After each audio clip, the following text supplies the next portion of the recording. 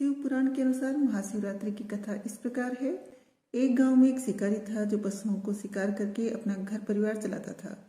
वह गांव के ही एक साहूकार का कर्जदार था। वह काफी प्रयासों के बाद भी कर्ज मुक्त नहीं हो पा रहा था।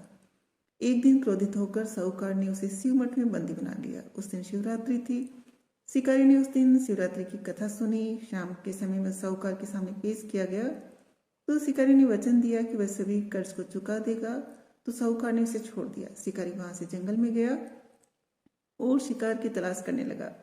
वह एक तालाब के किनारे पहुंचा। वहां पर एक बेल का वृक्ष था। बेल के पेड़ पर ही अपना ठिकाना बना लिया। उस पेड़ के नीचे एक शिवलिंग था जो बेल पत्रों से ढका हुआ था। उसे इस बात की जानकारी न थी। वह बेल वृक्ष की टहनियों को तोड़कर वह नीचे फेंकता गया और बेलपत्र उस शिवलिंग पर गिरते गए। वह भूख प्यास से व्याकुल था। अनजाने में उससे शिव पूजा हो गई। दोपहर तक वह भूखा ही रहा। रात में एक गर्भवती हिरनी तालाब में पानी पीने आई। तभी शिकारी उसे मारने के लिए धनुष बाण तैयार कर लिया। उस हिरनी ने कहा कि वह बच्चे को जन्म देने वाली है।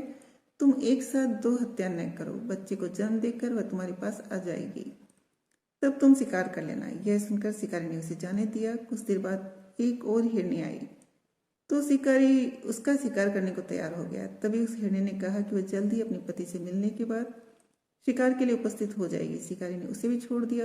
देर रात बाद एक और हिरनी बच्चों के साथ उस तालाब के पास आई। शिकारी एक साथ कई शिकार देखकर खुश हो गया। वह शिकार करने के लिए तैयार हो गया। तभी उस हिरनी ने कहा कि वे बच्चों के साथ इनके पिता की तलाश कर रही है।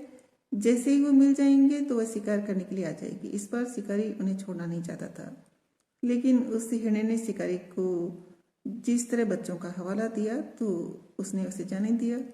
अब शिकारी बेल वृक्ष पर बैठकर बेलपत्र तोड़कर नीचे फेंकता जा रहा था। अब सुबह होने वाली थी।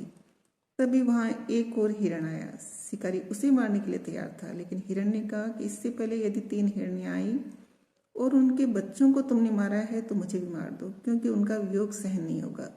यदि उनको जीवन दान दिया है तो मुझे भी छोड़ दो।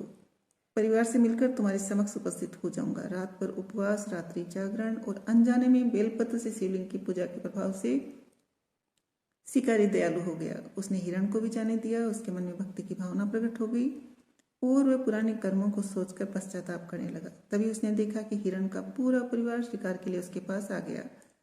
यह देखकर वह करुणामय हो गया और रोने लगा। उस शिकारी ने हिरण के परिवार को जीवन दान दे दिया और स्वयं हिंसा को छोड़कर दया के मार्ग पर चलने लगा। शिव कृपा से वह शिकारी तथा हिरण का परिवार मोक्ष को प्राप्त हुआ।